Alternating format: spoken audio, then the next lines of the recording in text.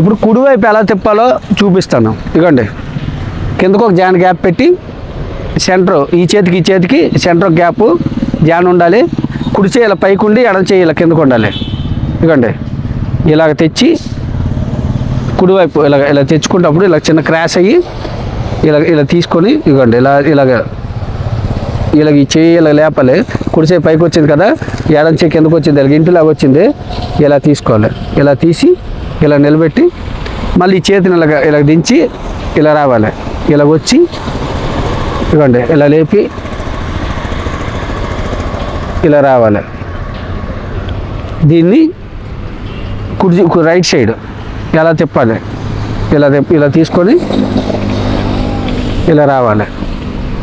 మళ్ళీ ఇవ్వండి ఇలా లేపి ఇటు తిరిగి మళ్ళీ ఇలా వచ్చి ఇలా తీసుకోవాలి.